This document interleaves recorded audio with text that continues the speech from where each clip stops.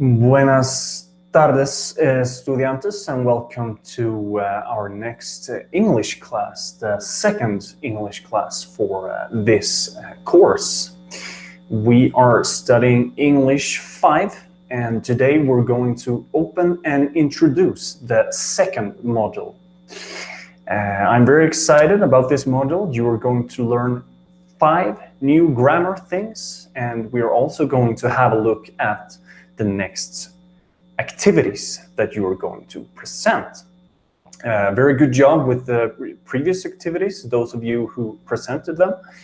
And I'm looking forward to see what you can do this time. So I know that you students are busy, so let's get right into the course. I will here share my screen so that you can see what I see. And let's go into the presentation here. As you can see, English 5 Module 2, my name is Tobias Landström. Here I have misspelled my name. Let's change that because that does not look very professional. Landström is my name. As you remember, I'm from Sweden, and today we have October 10th, 2018. What are we going to do today? We are going to talk about important dates, fechas importantes, and deadlines for the activities. We are going to practicar, some useful topics for the module, and I'm going to give you instructions for the activities. But let's start with the fechas, the dates. So let's go into the course. Here is your schedule, English 5. We are a couple of weeks into the course. So here we see the second model starting here, how to improve OS with the second video class, model 2 here, the 10th of October, a little late, it's 2 o'clock, it was supposed to start at 11. So we have one first activity that starts today. What would happen if this one ends in 1 week? You're going to present an activity. Then in the 17th of October, you have a grammar quiz. And this one ends the 24th of October. So these 2 activities are the focus of today's class.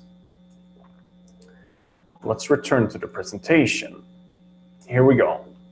These are the 5 things that we're going to learn today. Second conditional, third conditional, connecting words, future continuous, and modal verbs, can't and must.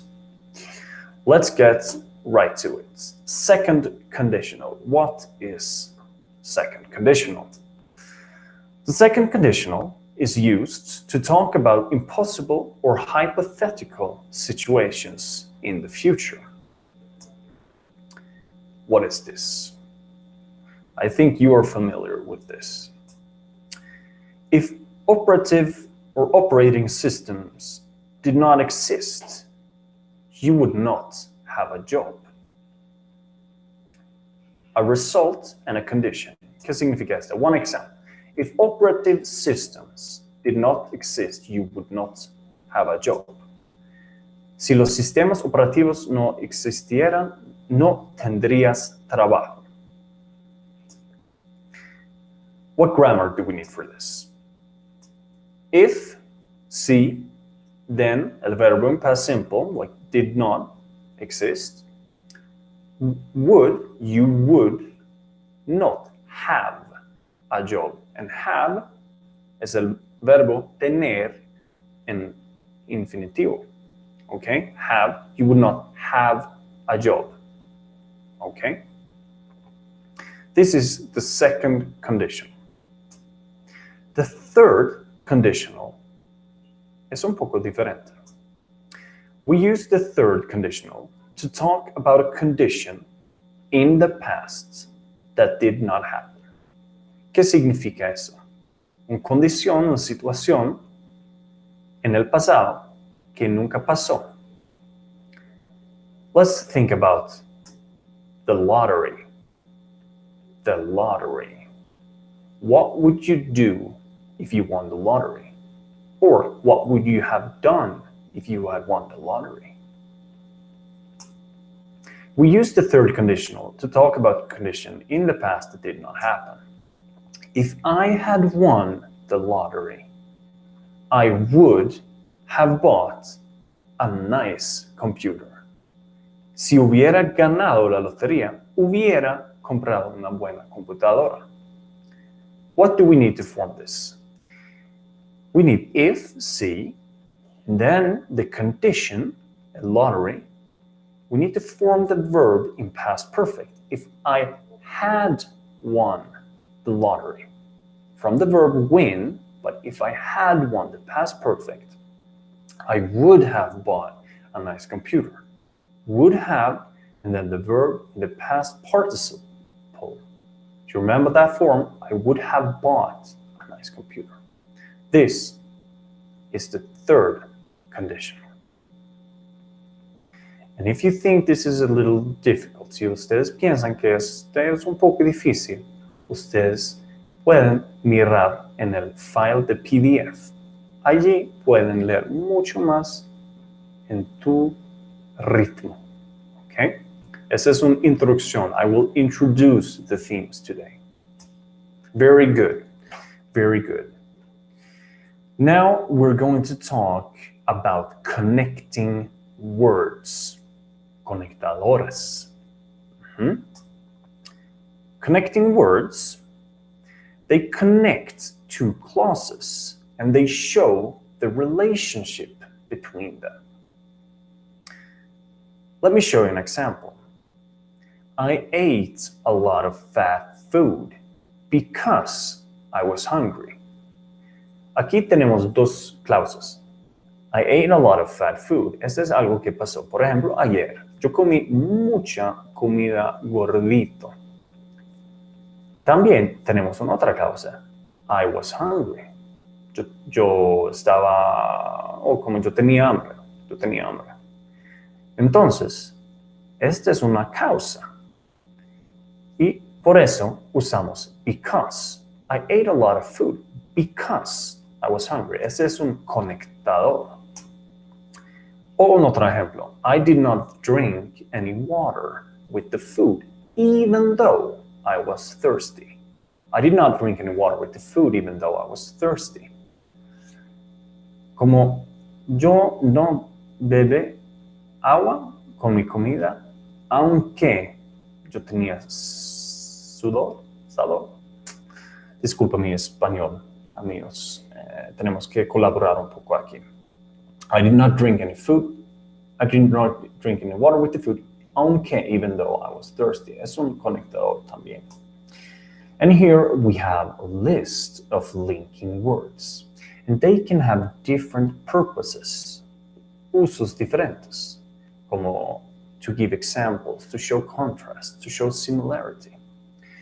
If you learn all of these connectors, it will make your speaking, your language sound a lot better, a lot more professional.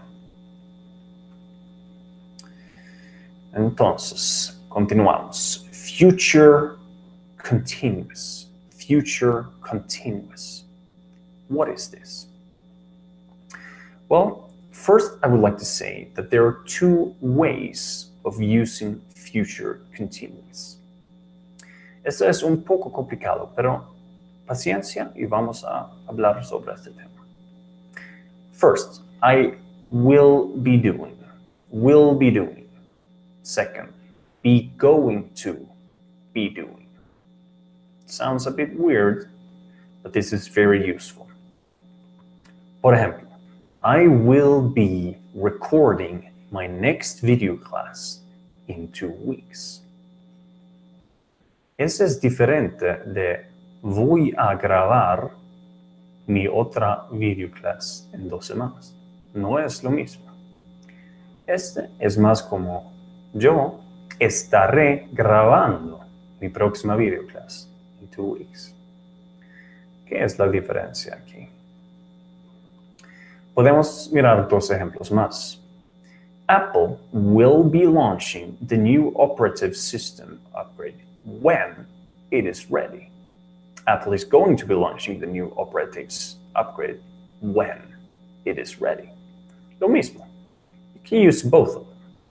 You have the subject, you have the will, the be, and then the verb in ing, launching, playing, eating, algo que está pasando, and then the complement. Have a look at this arrow of time. Let's say this is now. And let's say in 2 weeks, this will happen. And then we use this example. I will be recording my next video class in 2 weeks.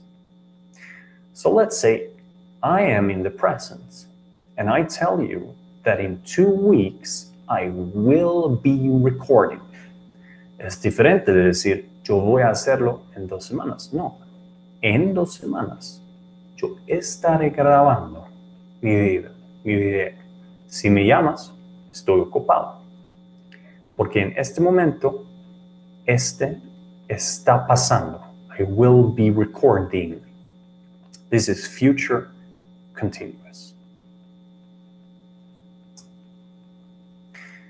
And so, the fifth and last part of this module, can't and must.